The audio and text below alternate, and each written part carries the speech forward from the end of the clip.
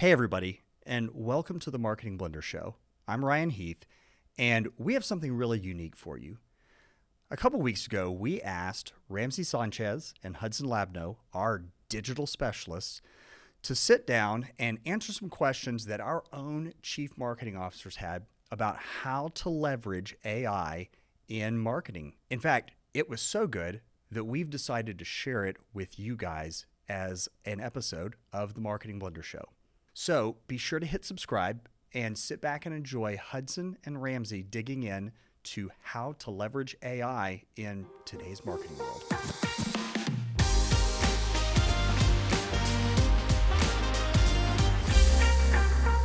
How do you rank in AI search? How do you rank in traditional search? That's what Ramsey and I are going to be discussing today. My name is Hudson Labno, and I'm the digital marketing specialist here at the Marketing Blender. Hey everyone, my name is Ramsey Sanchez. I am the head of digital here at the Marketing Blender. When it comes to B2B marketing, a lot of people think that AI search isn't relevant as it is in B2C marketing, but it absolutely is. Very few B2B companies take SEO and AI search SEO as seriously as they should, but it's incredibly critical. Ramsey, when people ask, what is AI SEO? What is AIO? What is generative optimization? AKA, what is AI search optimization? What is your answer for them? We often get asked that quite a bit from current clients and even new clients that are onboarding. They've heard of SEO and now there's AI, a component to SEO, and are wondering what is it, what do we need to be doing, and how do we start ranking for AI? And a lot of times AI is just another way of saying you need to be ranking for your SEO. So a lot of our clients, if you are with us and you're doing SEO, you're already ahead of the game because all of those technical things that we're doing on your pages, on your website, all the back-end optimizations, those are components that feed the AI algorithm, and that's where you start to really see a lot of your rankings for AI. When people ask this question about AI, there are certain things that we like to tell them ahead of time before we ever get into execution. One of the big ones there is that AI SEO is not all that different from traditional SEO. If you look at the research, the real answer is that SEO and AI SEO are pretty much the same thing because search engines are using AI to understand the context of what you're talking about on your page and to rank you. So they're already almost the exact same thing. But since AI search queries are a lot different from Google searches, if you're looking for a banana bread recipe, you might type into Google something very simple versus ChatGPT, you're going to give them all of your life stories. It's going to be a different result because there's a lot more context with AI. But the way they rank you in Google is using AI. So if you optimize generally to explain to these browsers and these robots the context of what you're trying to tell people, that is how you show up. All right, Ramsey, the next question is how do you roll out an SEO strategy? There are a lot of B2B business owners out there who are not familiar with the technicals, but they're very familiar with how to run their own business. How do they delegate that? What do they need to know to delegate that? Where should they start? What we do for a lot of our clients is we start with a SEO audit. A lot of times that involves going in and scanning their pages and their website, finding where they currently rank as far as keywords and the volume around those terms. So what I would like to say is though, we want to find opportunities that your website already ranks for. At some point, when a B2B company has started a website, they probably got some consulting with the web developer and they said, hey, for SEO purposes, you need to put these type of service pages, these type of sales pages on your site, and you need to just start blogging. So that's what they did. Right, and when we see those pages, once it comes into the Blender hands and we audit those pages, we'll find that topic on why you should choose this SaaS for the construction company is one of your top performing blogs for whatever reason. We'll find that out, right? Well, it ranks for this keyword, it gets this much volume per month. So how can we replicate that for more keywords? And then when we want to start thinking about AI, can we also replicate that for AI stuff as well? So when I say AI stuff, I mean things like prompts. So are there questions that a client might be asking for your services? How do we include that in there so you can start generating across AI? So when business owners ask, what can I actually do with this information? How do I roll it out? I would say that we have a 100-day plan to make that happen. So Can you walk them briefly through what that 100-day plan would be? And then let's talk about delegating. Who are they going to delegate it to? And what are the steps? For SEO, you got to make sure this is a long-term game. So usually a 3-month trial of running SEO is what I would recommend. So step one, if you're going to be writing or trying to rank higher for SEO and in AI, you need to identify what keywords and what questions you want to start ranking for first. Yeah, so stage one, find those keywords, figure out what your buyers are actually searching, and that's where the marketing blender can come in and help. Ramsey and I can go and take a look at the common searches and related searches to your website. Then step two is to go and write that content, and that's also where you want an SEO specialist to come in. Phase three is going to be to publish that content. Again, SEO specialist. Make sure that it's published properly, because if it's not, your efforts are going to go to waste. And then fourth is something that we've been doing quite recently and seeing results from, which is applying PPC to your pages and comparing results. Because once you've built out all these wonderful pages, you want people to go to them. And the only way to force that is by paying for advertising. And Google is typically one of those places, but we've also discovered some other places such as Bing and occasionally Meta ads. It just depends on what we're going for. I definitely agree with that. So when you use Google Ads and someone is searching for those keywords or maybe some of those questions in Google, you are going to start showing your ads first at the top, and then below that there could be your organic reach as well. So now you're able to show up twice on Google. This has been pretty known for those who actually run ads, but if you haven't been doing it, that is one incentive, I would say, with running ads. The next thing is that when you start sending hits to your page or to your website, those are events that get sent back to Google. So Google is learning that, hey, this is a relevant website for these type of terms, and they're spending a good amount of time on there. And I would probably even add another step of reporting. We like to look at the analytics, and we want to make sure that the audience that is engaged from ads and engaged from organic search, which is going to be your SEO, and we track that. How much time are they spending on your website? Are they going to another page? And we'll know if that content is relevant to them. Yeah, so the website plan should be 100 days at maximum, and it should go through the 4 stages: identification of keywords, creation of the pages, which you as the business owner should have a heavy influence in, because you need to make sure that accurate content is being written, but at the same time SEO is being implemented. Then you're going to publish the pages. That's stage 3. And fourth, you're going to apply paid campaigns to these pages. And the ultimate goal is that Google is going to recognize that people are looking at your page. They're not getting bored. They're not bouncing, which means that someone goes right to your page and within a second is right back off. And then the context is relevant to what your buyers are searching. That is the 100-day rollout plan in 4 stages. So a lot of business owners are probably on LinkedIn. They're probably in the news. They're probably listening to colleagues and peers, and they're hearing that AI is taking over and that Google is no longer relevant. So what would you say to those people who are concerned that if we're trying to rank for SEO terms and we're trying to do an SEO strategy, that it's no longer relevant? What would you tell that business owner to calm them down, for lack of a better way to say it? Yeah, that's a really important concern to have, especially in the world of SEO and social media and AI, because everyone is saying, oh, well, this one doesn't work. Try this, right? Pull this lever, pull that lever. And there's so many tools and so many directions. And that's usually where you're going to get lost, and you're not going to be able to be successful in any of the routes you take. So what we would say, especially to our clients, is you got to stay on the path of SEO. This is a long-term game.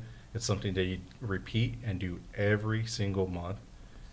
And when you do that, you're going to see the results. You're going to see the trends go up, because Google is not going away. Everyone's going to be searching for those terms. And again, we start with terms that actually have real volume around them, right? So when you're going into SEMrush or Google Keyword Planner, we can show you this is the trend of what the terms look like in the last 2 years. And you can even see some of those spike, probably due to AI or due to some kind of catalyst event that's going on. So always stay the course for SEO. Do not listen to the noise when you're writing content and trying to rank for AI. Yeah, I think too often there's an alarmist sort of nature to all of this, and there's the noise versus the signal. And the noise is that Google isn't going away. They've adapted to stay in business, and they've added the AI summary. The noise is that everything's going away and everything's totally changing. We have no idea what's going on. But the truth is that AI search is taking over quite a bit. But if you look at the most recent data, it's about 2 billion queries or searches, depending on how you look at it, per day with ChatGPT.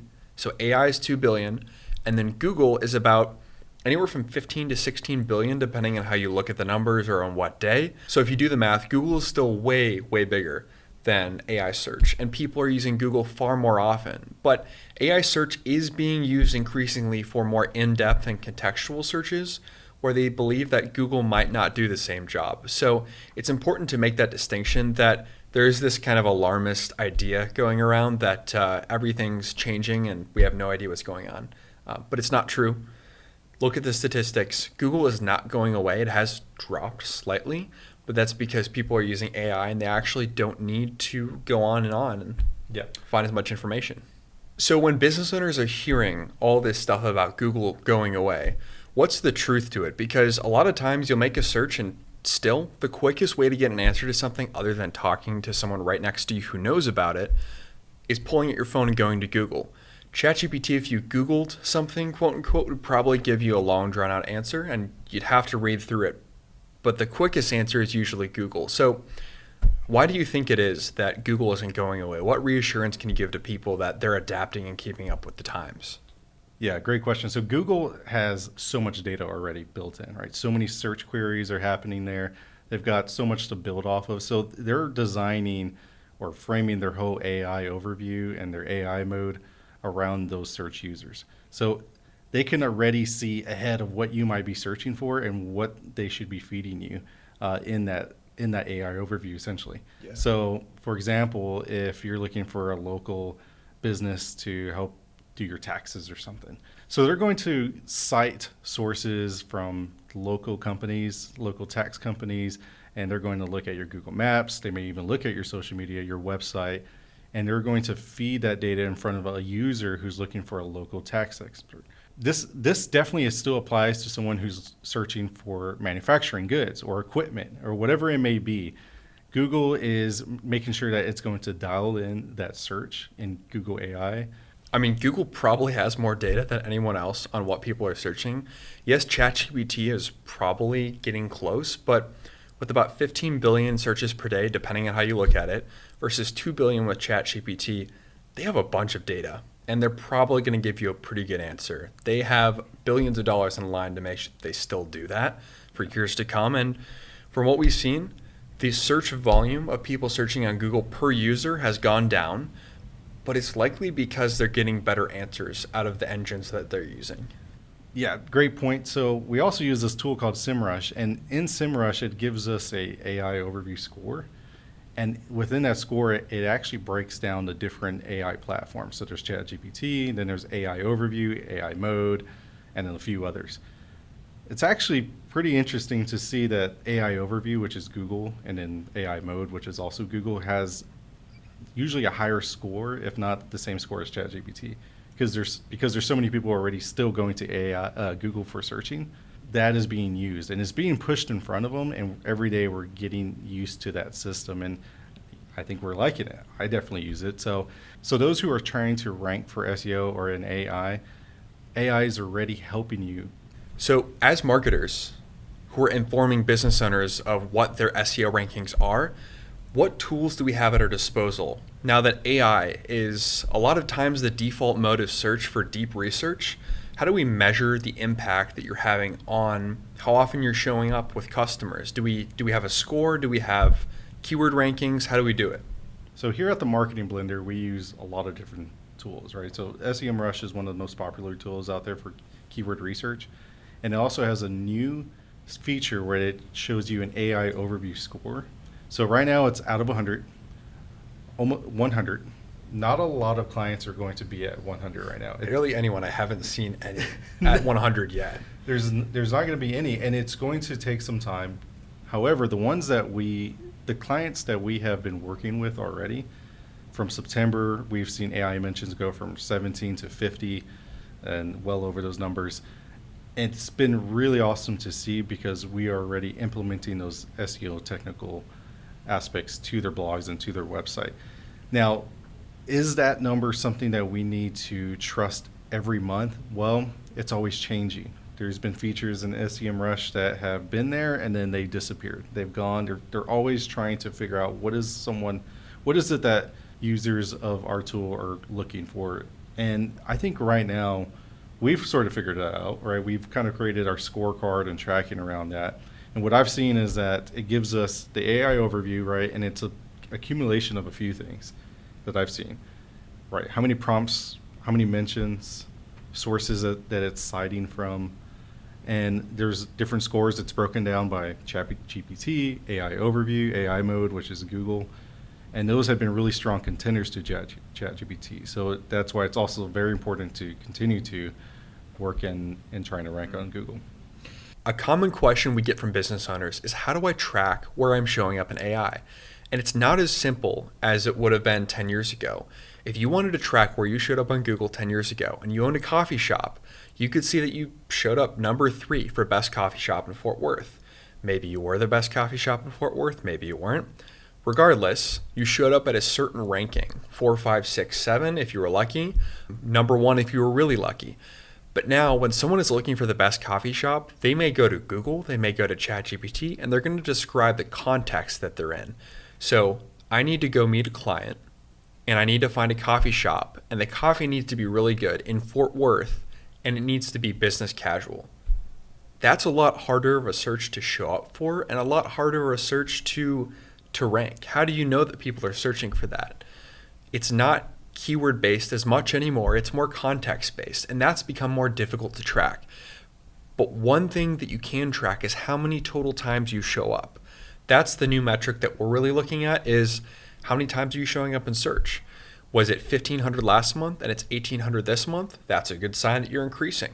Was it 1,500 last month and it's 1,300 this month? That's a sign you're decreasing. Whereas before, you would have to look at keywords. Where are you ranking in search? When someone searches for a specific phrase, where are you showing up? And this new kind of world is actually better because you just want to be showing up for as many searches as possible, because there are infinite combinations of searches. You and I could sit around all day and figure out different ways to phrase the exact same thing, and we would run out of time before we ran out of search terms. Yeah. So it's getting harder, but there are new ways that are evolving to track this metric. And the biggest one is mentions, but it is continually evolving. So anyone who says they have it fully figured out is wrong. They don't have it fully figured out because the way to measure these things is still debatable. It's still evolving, and we haven't figured it out 100%. I would add on there, as B2B marketers, one thing that we are usually tasked with is, okay, how do we start ranking for these mentions, or how do we start ranking for AI? And what are we ranking for? What are we ranking for? So again, all of those things that you were mentioning about being the best coffee shop, where's the best coffee shop? Is this place more aesthetically pleasing for clients? Where can I bring a client? Those are a lot of different signals that we could probably catch. Usually we can do a really good job in our research, in our audit, to find those different terms that you are ranking for and or a competitor might be ranking for. And when we see those are the terms or the keywords that we will bring into a list and say, hey, these are keywords that you should be ranking for right away. You don't have anything around it. You don't have FAQs around it. You don't have a blog. You don't have a video. You don't even have a mention in social media on why your coffee shop is the best coffee shop to bring your clients to. Every day, as Google keeps citing different sources on the internet, and every day you don't have a piece of content out there for those questions, for those prompts, for those keywords, you're not going to grow your rankings. You're not going to get back to page 1, rank number 3 in Fort Worth, whatever it may be, because you haven't put in the research or the work for that. So that I love that answer. One thing that we look at for an SEMrush is, are there new terms that you rank for? So like, for example, if we took the keyword of best coffee shop in Fort Worth and we write a blog on it, there's going to be other terms that your site ranks for eventually. And when we see those, we'll want to bring those into a blog and give it its own name. One thing that clients deal with, Hudson, especially, you've probably seen this, is that, hey, 2 years ago we were ranking for a lot of different keywords, and then all of a sudden our rankings went down, but they went up and then they went back down. Why is that? When we looked into SEMrush, we can see, well, you didn't actually have any content around these keywords. Google just attached keywords to your site. It was ranking for a while, and then a big Google core update happens, and then it just flushes the whole system, and then you lose all your rankings. The same could happen on AI. And in fact, we're seeing that right now. There are certain aspects of SEO that clients are losing to AI, right? And as far as keywords and search, but then when we looked at the AI overview and where they're ranking, it's actually going up. So we say, look, it's sort of a trade-off, I think. I think it's a trade-off where, hey, you might be losing ranking in people also ask, or another SEO cert thing. But in AI, you're actually going up. And you may want that more. It's more future-proof, if you will, for your SEO. Yeah, ultimately, what business owners really want is they want to rank for relevant searches, and they want to rank for them often. When your target customer is searching for you, you want to be in front of them. And that's the core pain point of what business owners are really asking about. How do I rank for the right searches, and how do I rank for them often? And the way to do it is to start with context of what you actually do. Make sure that you're putting it on the website so that AI and the robots can scan what you do and figure out if Ramsey's looking for a coffee shop and you don't have on your website that you're the best coffee shop in Fort Worth, and here's an authority cue, here's an award, here's a point of why you're the best coffee shop in Fort Worth, not just saying it, you're not going to rank. But if you show your 14 awards for your best coffee shop on your website, if you talk about how you're the best coffee shop and why, and your staff and all the different news articles that you're cited in, it's a lot more likely that you're going to rank. One of the other big questions that business owners ask from an execution standpoint is, how do we actually make an impact here outside of our website? We've heard that social media is relevant in how you rank online, and it's true. Any place that people have to discuss about you can be cited in AI. So Reddit, all of the different forums that you could be cited on, you could be cited from your TikTok video. If someone makes a bad video about you on TikTok, it's likely to get cited, or a positive TikTok video. AI is looking for any signal about what real people actually think about you. Any place where the internet knows and the AI search engines can scan and realize that actual people are discussing you and talking about you, it's going to take what they have to say, it's going to summarize it, and it's going to put it on the top result. And that's how it figures out how to rank you. So tell me a little bit more about that. Why does it matter how people are talking about you on TikTok and how people are talking about you on Instagram, and how does that impact AI search? Let's take the example with the coffee example for Fort Worth. If, let's say, someone had a really strong opinion about your coffee and they post something on TikTok or they post something on Facebook or whatever it may be, it could have been Reddit as well. AI is looking at that, and they will bring that content into AI. They're going to learn from that. And someone else might have the opposite opinion. They may say, actually, this coffee is really great, and this is why. Google is going to look at that as well. So this is very important on why you should be engaging with content on Reddit, engaging with content on TikTok, and also have your follow-up, right? Have the plan. And this all goes back to an SEO plan, right? So we did the keyword research. Now we identified the platforms that are more relevant to your business. So it may be TikTok, it might be LinkedIn.